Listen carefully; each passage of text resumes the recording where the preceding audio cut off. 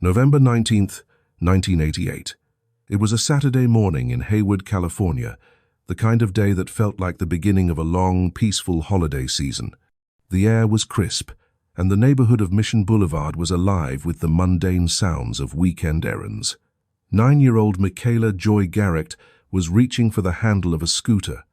It was a simple movement, something she had done 1,000 times before. In that exact second, the world fractured. A car door flew open. A pair of hands reached out from the shadows of a rusted sedan. There was a scream, a sound so sharp it seemed to stop time itself, followed by the violent screech of tires spinning against hot asphalt. By the time the dust settled, the parking lot was quiet again. One young girl remained on the sidewalk, frozen in a state of absolute shock.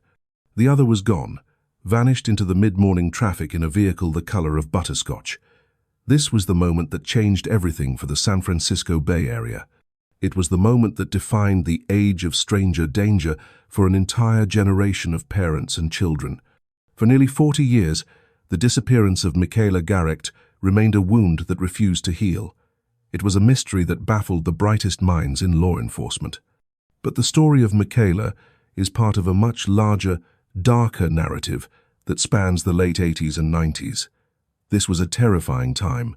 It was a period when the world was moving from old-school, analog police work to the early days of digital records.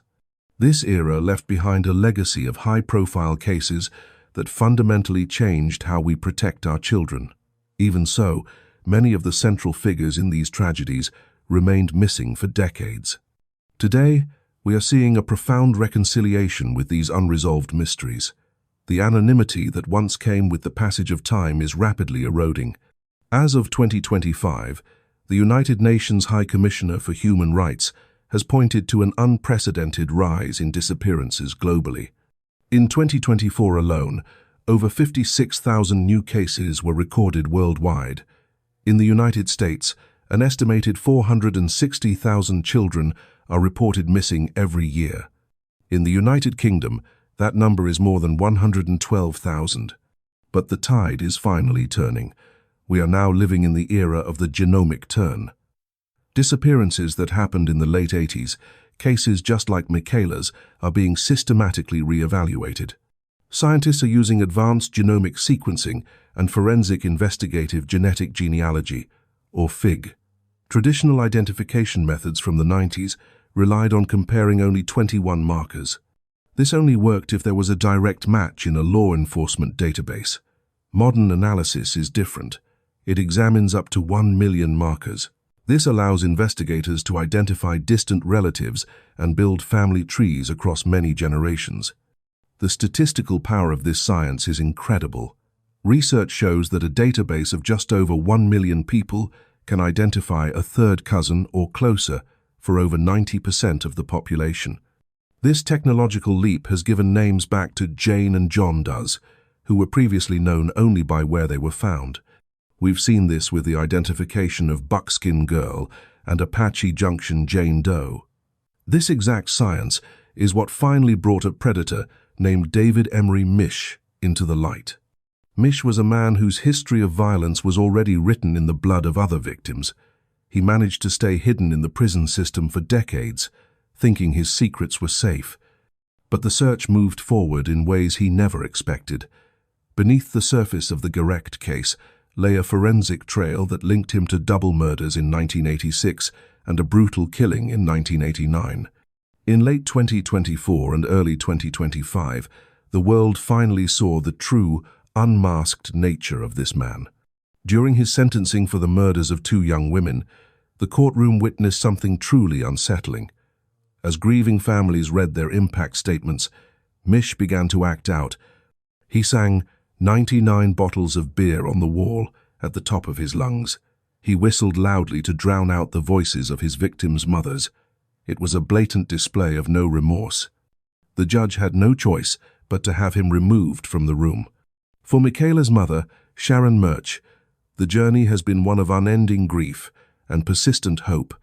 For decades, she kept a blog called Seeker's Road, writing letters to the daughter she never stopped looking for.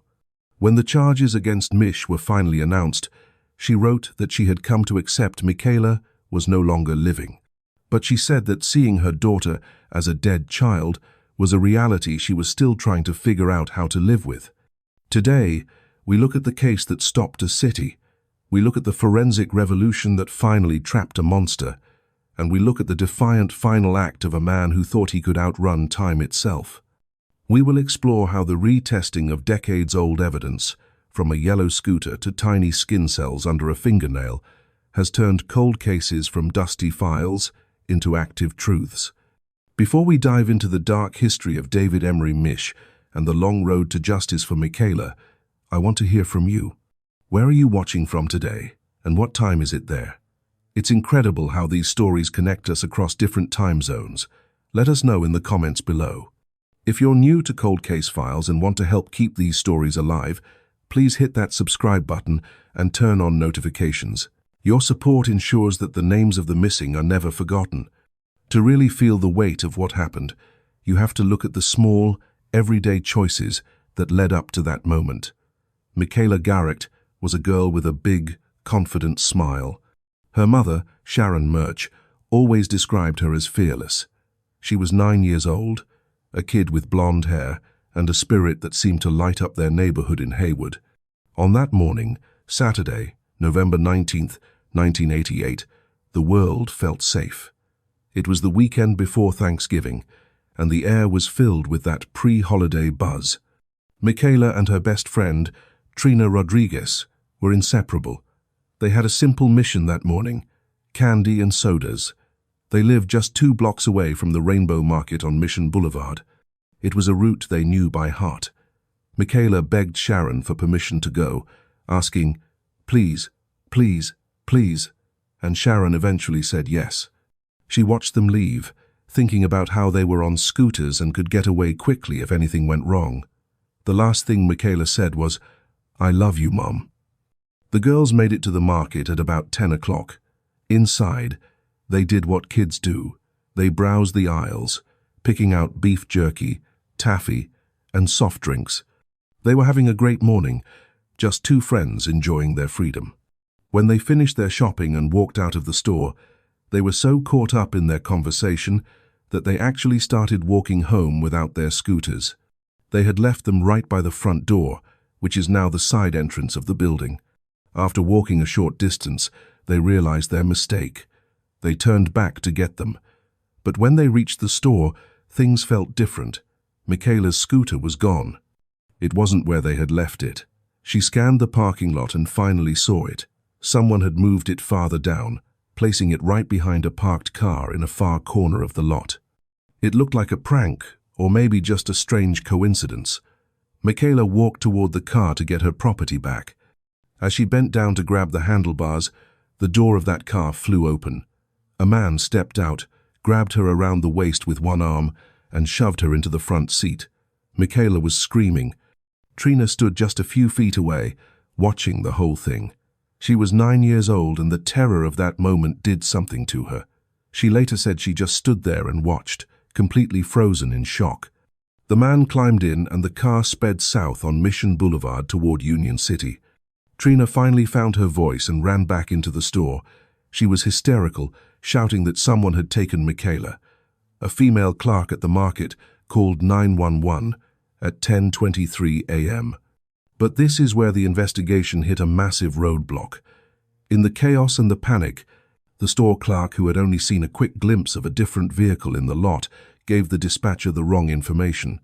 She described a man in his 30s with a mustache driving a burgundy-colored car. Because of that one error, the police and the media spent the next 48 hours looking for the wrong person and the wrong vehicle. While the actual abductor was driving a tannish gold or butterscotch-colored sedan, everyone in California was keeping their eyes peeled for a red car.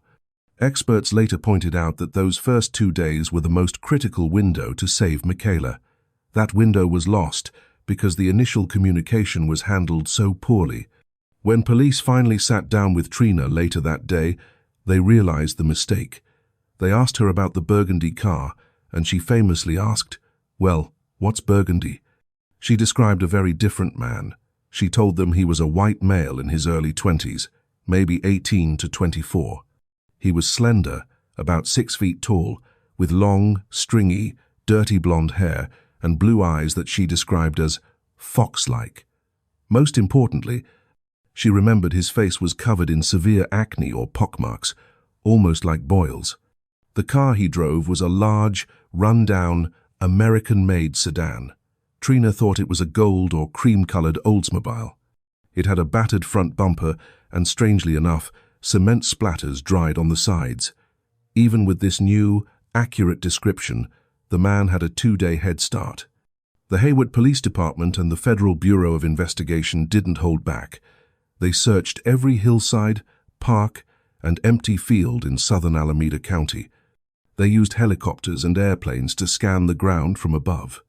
The community response was something the Bay Area had never seen before. Within 24 hours, family and volunteers had printed and handed out 42,000 missing person flyers. Michaela's face was on every billboard and every news station. Soon, her picture was appearing on milk cartons across the country. Her mother, Sharon, became a national face for the age of stranger danger. She never stopped fighting. She worked with the National Center for Missing and Exploited Children, keeping Michaela's name in the public eye even as years turned into decades. They received 5,000 tips in the first year. They looked at every serial killer and predator in the system. They checked out leads on the speed freak killers and other local monsters. But for a long time, the only real piece of evidence they had was that yellow scooter, sitting in a dark evidence locker, waiting for the world to catch up to the truth. The town of Hayward stayed on edge for a long time, and a whole generation of kids grew up knowing that you never, ever go to the parking lot alone. What time is it where you are right now? It's incredible how these stories connect us across different time zones. Drop your time in the comments. If you find this story as gripping as we do, please consider sharing this video. Spreading the word about these cases is one of the best ways to help families finally get the answers they've been waiting for. Fremont, California, in the mid-80s was a place where neighbors still looked out for one another. But on the night of February 1st, 1986, a darkness settled over the city that would not lift for almost 40 years. This is the story of 2 young women who were just beginning their lives, and the predator who was already hunting in the shadows of the East Bay. Xavier was 18. Jennifer Duey was 20. They were best friends, the kind of pair that people in San Jose and Fremont saw together everywhere. Michelle had just graduated from high school, and the future felt wide open. That Saturday night was supposed to be a celebration. They were on their way to a birthday dinner for a family member, a night of cake and laughter. Around 10:15 p.m., they pulled into a convenience store near Farwell Drive and Maury Avenue. It was a stop they had made 100 times before, a quick errand, maybe a last-minute gift, and then they would be at the party. But they never arrived. As the hours ticked by and the dinner ended, the empty chairs where Michelle and Jennifer should have been became a source of growing dread. Their families called around, but no one had seen them. The energy they brought into every room was gone, replaced by a heavy silence. Shortly after midnight on February 2nd, the silence was broken by the sound of a motorcycle engine on Mill Creek Road. This is a winding, isolated stretch of pavement that snakes through the steep hills above Mission Boulevard. It's a place where the city lights feel like a distant memory, and the trees crowd the edge of the road. As the rider's headlight cut through the pitch-black night, he saw something on the shoulder that made him hit the brakes. On the side of that lonely road, he found the bodies of Michelle and Jennifer. They had been shot and stabbed. The killer had stripped them of their clothes, leaving them exposed to the elements. Their personal belongings were gone. No purses, no identification, nothing to tell the world who they were. Michelle's car, a 1984 Pontiac Sunbird convertible, was found abandoned 3 miles away in a shopping center parking lot. It sat under the fluorescent lights, a hollow shell of the night that had gone so wrong. The Fremont Police Department poured everything they had into the case. They followed thousands of leads, but one piece of evidence stood out, something so raw it still haunts those who remember it. One of the victims, in her final moments of life, had managed to write a partial license plate number on her own hand. It was a silent cry for justice.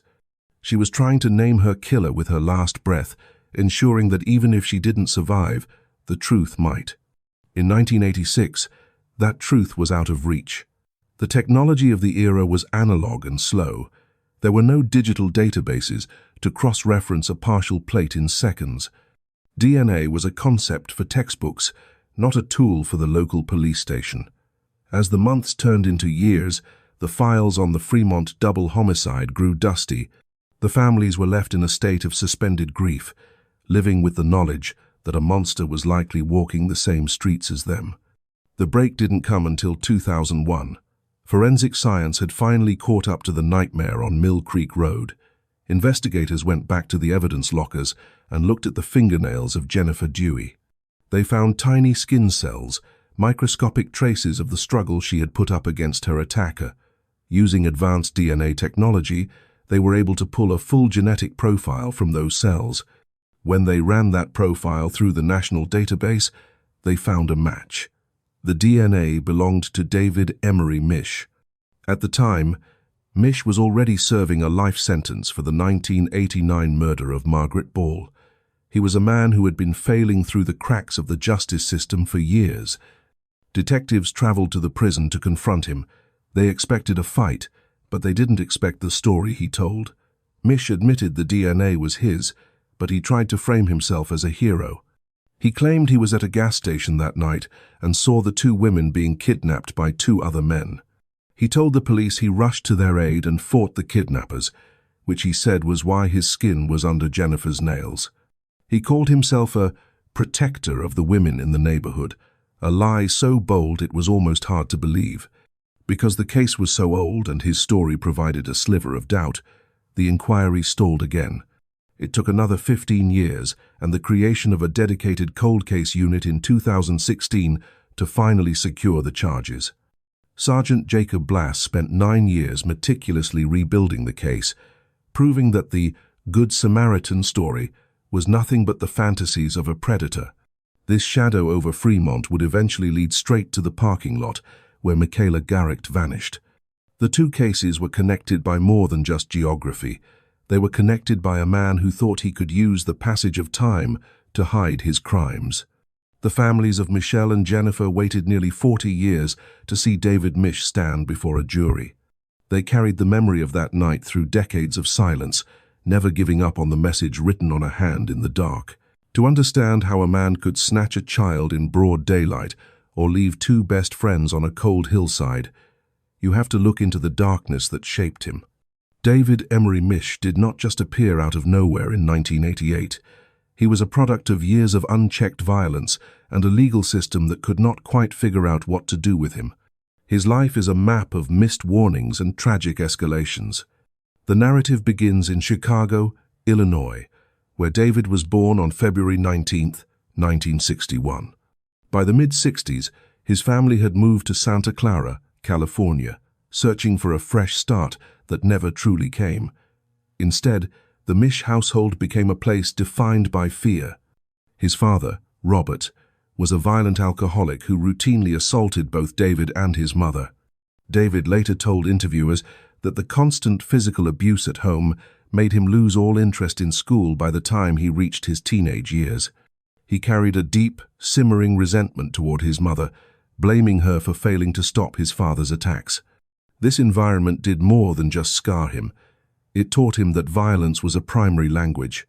By the age of 16, David had abandoned any hope of a normal life and turned to the streets. In 1977, he committed his first major violent felony. He broke into a neighbor's home and raped a house cleaner at knife point. During the assault, he attempted to strangle the woman, but she fought back with everything she had. She kicked him in the stomach and pleaded for her life until he finally relented and spared her. Because he was a juvenile, the system showed him a mercy he would never show his victims. He was given a light sentence and released on parole in 1979. The freedom did not last long. Only days after his release, Mish struck again. Clad only in a jacket and carrying a knife, he broke into another neighbor's house and threatened a woman and her two small children. This time, the court ordered a forensic psychiatric evaluation. The results were definitive. Mish was deemed insane and committed to the Atascadero State Hospital. Atascadero was not a typical mental health facility. It was a high-security institution that housed some of the most dangerous individuals in the state. During the months Mish spent there, he walked the same halls as legendary monsters like the co-ed killer Edmund Kemper and Roy Norris, one of the notorious toolbox killers. You have to wonder what kind of conversations took place behind those walls and how much deeper the darkness in David's mind became while surrounded by such men. Despite the company he kept, hospital officials decided in September 1981 that his condition had improved. They declared him not a danger to society and released him to the streets of Hayward. He was free for less than a year before the violence returned. In June 1982, while he was putting up real estate signs in the Oakland Hills, he spotted an 18-year-old Swiss exchange student named Bettina Benthaus. He grabbed her from behind, threatened to kill her, and punched her into unconsciousness. As he tried to drag her into a nearby driveway, local residents heard the commotion and intervened. Mish's reaction was an unsettling preview of his manipulative nature. He casually lied to the witnesses, claiming the girl had simply fallen and he was trying to help. While the neighbors were distracted, he hopped into his pickup truck and vanished into the morning traffic. This was the man living in the Hayward and Fremont area in the mid-80s. He was a man of contradictions. He liked to tell people he was a protector of women and prostitutes, a self-styled guardian of the neighborhood. At the same time, he admitted to police that he loved carrying big knives. He confessed that he attacked the student in Oakland simply because she was walking with what he called an arrogant attitude. This belief that he could punish women for how they walked or looked revealed a predator who felt entitled to control the lives of others. In the years that followed, David's life continued to spiral. He moved in with a girlfriend and worked manual labor jobs, but he was constantly in and out of jail for theft and drug use. In November 1987, his girlfriend gave birth to a son, David Michael Misch. But tragedy struck just 3 months later when the infant died in February 1988. This loss seemed to push David further into the abyss. He was arrested for theft shortly after the baby's death and spent several months in the Alameda County Jail. By the time he was released in the fall of 1988, David Misch was a man with a scarred, pockmarked face and a mind filled with resentment. He was a ticking time bomb, living just blocks away from the Rainbow Market. He was a man who had already learned how to kill and how to lie his way out of it. The institutions that were supposed to track him or treat him had failed, leaving a serial predator free to hunt in the bright California sun. What time is it where you are right now? It's incredible how these stories connect us across different time zones. Drop your time in the comments. If you find this investigation thought-provoking, please consider sharing this video. Increasing the reach of these cases is how we help families find the answers they have been waiting for. By the end of 1989, the revolving door of the California penal system had turned once again. David Misch was released on parole on November 17th. This was a man who had already left a trail of bodies across the East Bay, though no one in authority knew the full extent of his history yet. To the people monitoring him, he was just another drug user with a history of theft. They had no idea that a predator of this magnitude was back on the streets of Hayward.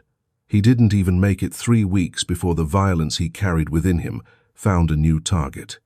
On December 7th, 1989, the quiet of Lowell Avenue was shattered. Margaret Narcissa Ball was 36 years old, a woman living her life in unincorporated Hayward. She knew David Misch, but she didn't know the monster he truly was. To her, he was just Dave, an acquaintance who had become a frightening shadow. Friends and family later told investigators that Misch had been harassing Margaret for a long time. He sent her threats and made her feel unsafe in her own home. She was a woman living in constant fear of a man who felt he had the right to haunt her every move. The way Margaret was found is a detail that sticks with everyone who hears it. It wasn't a neighbor or a police officer who made the discovery. It was an 11-year-old girl. She was the daughter of Margaret's boyfriend, and she walked into that house expecting a normal day. Instead, she found Margaret lying in the living room. She had been beaten and stabbed multiple times.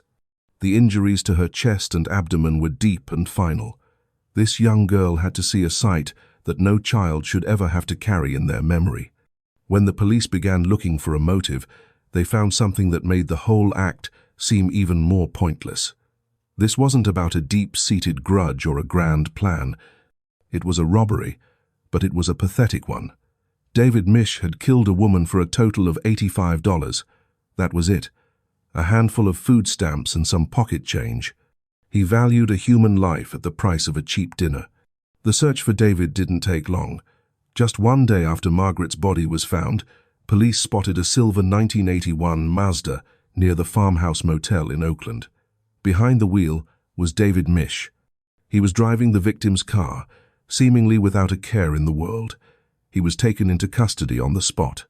While he initially tried to talk his way out of the situation, the evidence was piling up too fast for him to outrun the truth. The final blow to his story came from a source he never expected. His own father, Robert Mish, took the stand. This was a man who knew the violence in his son better than anyone, having been the one to introduce it to their home through his own alcohol-fueled rages. Robert told the court that on the day of the murder, David had come home and made a confession. He admitted to killing Margaret Ball during a robbery that went wrong while he was high on methamphetamines. Hearing a father testify that his own son is a killer is a moment of pure, raw honesty that the jury could not ignore. David eventually confessed to the police as well, but he could not bring himself to be truthful about the details. He tried to twist the story, claiming that he and Margaret were having consensual sex when she suddenly decided to stop. He said he slapped her, and she responded by pulling a knife on him. He claimed he was just defending himself. It was a lie he had used before and would use again, portraying himself as a victim of circumstances rather than the architect of a murder. In 1990, David Misch pleaded guilty to the murder of Margaret Ball. He was sentenced to 18 years to life and vanished into the prison system. He was sent to a medical facility in Stockton, where he settled into a life behind bars. He likely believed that by giving the state this one conviction, he had bought his silence for the rest. He thought the bodies on Mill Creek Road and the little girl from the Rainbow Market were secrets that would stay in the 80s forever. But time has a way of catching up to men like David Misch. What time is it where you are right now? It's incredible how these stories connect us across different time zones. Drop your time in the comments. If you find this investigation thought-provoking, please consider sharing this video. Increasing the reach of these cases is how we help families find the answers they have been waiting for. The arrival of the new millennium brought more than just a change in the calendar. It brought a revolution in how we look at the traces people leave behind. For decades, the evidence in the murders of Xavier and Jennifer Duey sat in a climate-controlled locker, holding secrets that the world just wasn't ready to read yet. In 1986, the concept of identifying a killer from a few skin cells was the stuff of science fiction. But by 2001, the world had changed. The detectives in Fremont decided it was time to look at the past through a modern lens. They focused their attention on the physical struggle that took place on that lonely hillside. Specifically, they looked at the fingernails of Jennifer Duey. During her final moments, she had fought back with everything she had. In that struggle, she managed to trap microscopic particles under her nails, epithelial cells, or tiny bits of skin belonging to her attacker. Using DNA technology that simply didn't exist when the crime happened, forensic scientists were able to pull a full genetic profile from those tiny traces. They didn't have a name yet, but they had a ghost. When they ran that profile through the national database in 2003, the ghost finally got a face. It was a perfect match for David Emery Misch. At that time, Misch was already serving a life sentence in a medical facility in Stockton for the murder of Margaret Ball. Detectives traveled to the prison to look him in the eye. They expected a confession, or at least a crack in his armor. Instead, they were met with a man who was as arrogant as he was manipulative. Mish didn't deny that the DNA belonged to him. Instead, he spun a story that was as desperate as it was unbelievable. He claimed he was a hero. He told the officers that on the night of the murders, he had stopped at a gas station and witnessed the two young women being kidnapped at gunpoint by two other men. He claimed he rushed to their aid and got into a physical fight with the kidnappers. He said that was the reason Jennifer's DNA was on him. She must have scratched him while he was trying to save her from the real killers. He even went so far as to call himself a protector of all the girls and the women who worked in the area. It was a bold, terrifying lie. Even so, a technical glitch worked in his favor.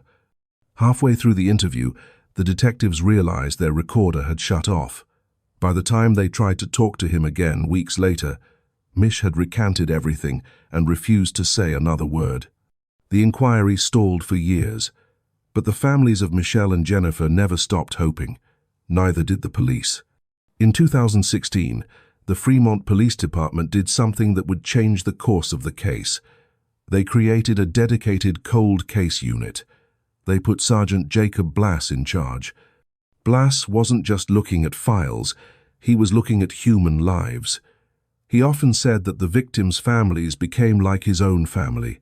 He spent the next 9 years meticulously pulling apart Mish's Good Samaritan story, piece by piece. While Fremont was rebuilding their case, the Hayward Police Department was doing the same for Michaela Garecht. In 2018, as the 30th anniversary of her disappearance approached, they brought in an in-house fingerprint examiner to look at the yellow scooter that had been in storage since 1988. They were looking for a needle in a haystack. But modern digital imaging had progressed to a point where they could see things that were invisible to the naked eye 3 decades earlier. The examiner managed to pull a partial palm print and a thumbprint from the scooter. When they compared those prints to the names of men who were in the area at the time, the results were definitive. It was David Misch. This was the breakthrough everyone had been praying for. It wasn't just a witness description anymore. It was a physical mark left at the scene of the crime. In December 2020, detectives tried one last time to get Mish to cooperate. They served him with a search warrant for his fingerprints and a fresh DNA swab. They even told him that if he was truly innocent, these samples could exonerate him and clear his name. Mish didn't budge. He refused to speak without his lawyer and refused to comply with the warrant. He knew that the science he had ignored for 30 years was finally closing the door on his freedom. The man who thought he could hide behind a prison cell and a mountain of lies was finally cornered. The world was about to see what happens when the tenacity of a few dedicated people meets the unstoppable power of modern forensic truth.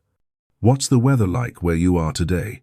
While we wait for justice in cases like Michaela's, your support helps us keep the spotlight on the missing.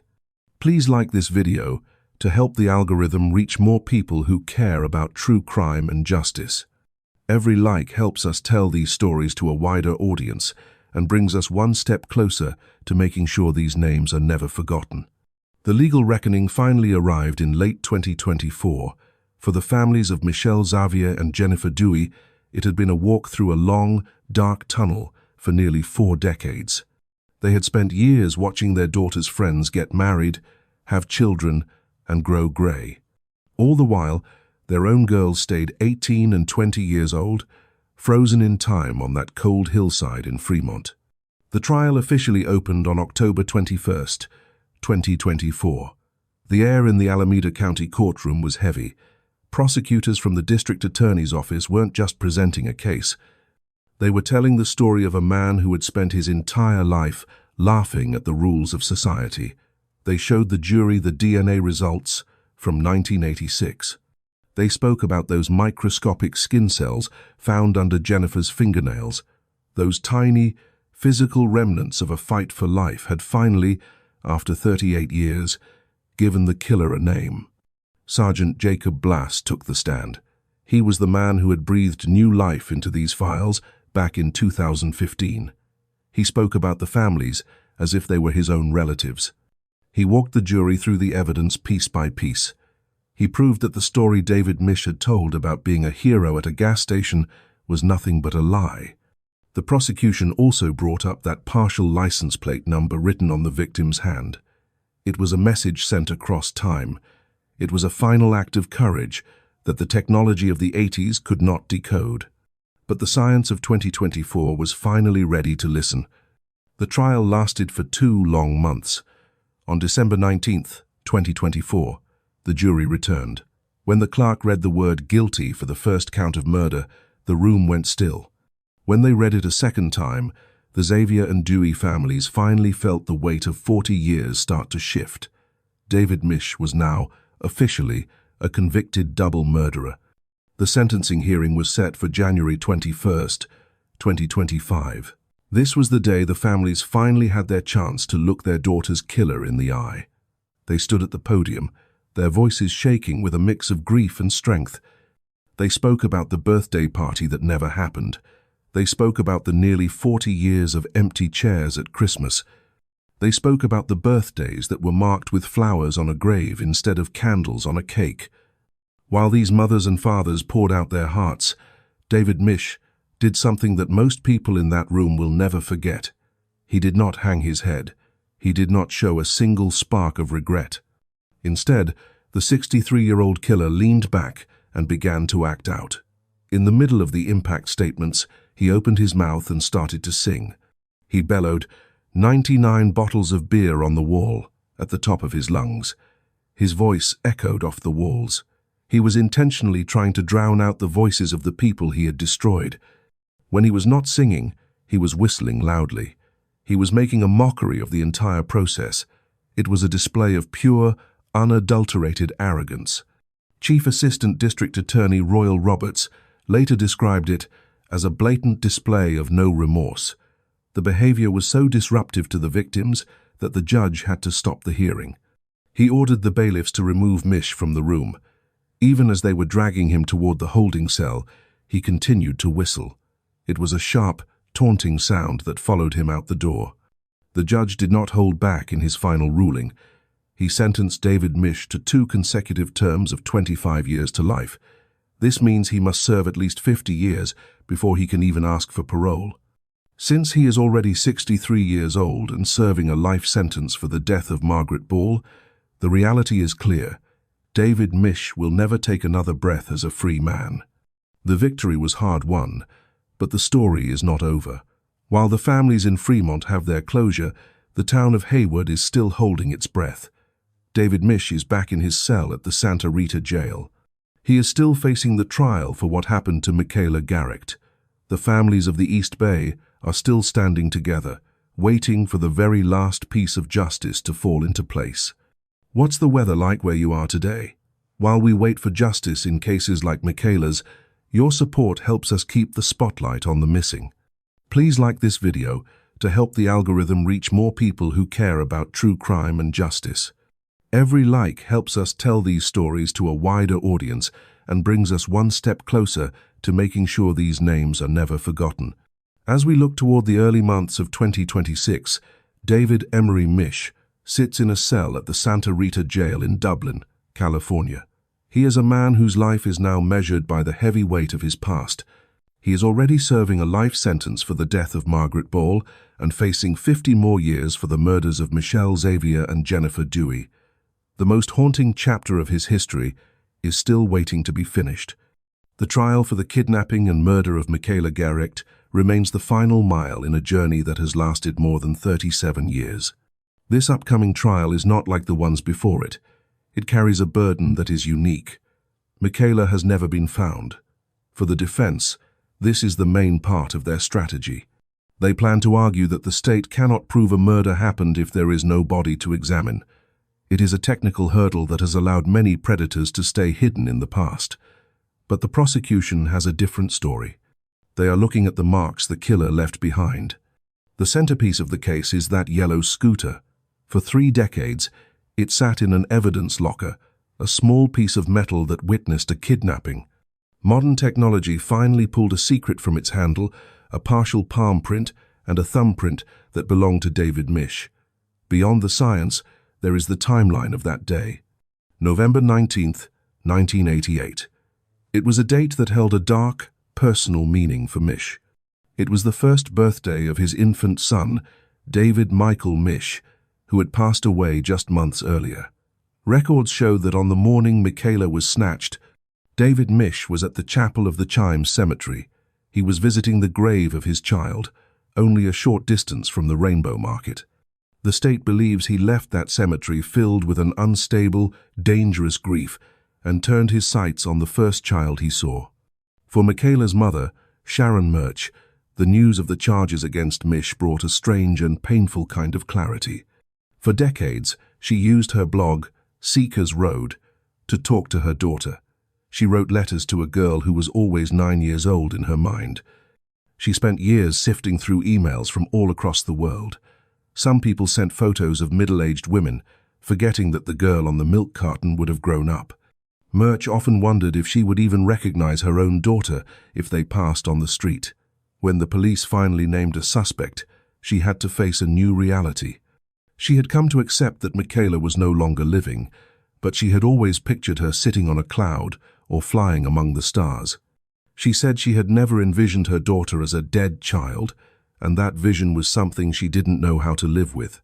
The safety that predators once found in the passage of time is over. We are living in a moment where the secrets of the 80s and 90s are being dragged into the light. Cases that were once called unsolvable are now being cracked by the persistence of detectives and the power of genomic science. Whether David Misch ever chooses to confess, his mask has been removed.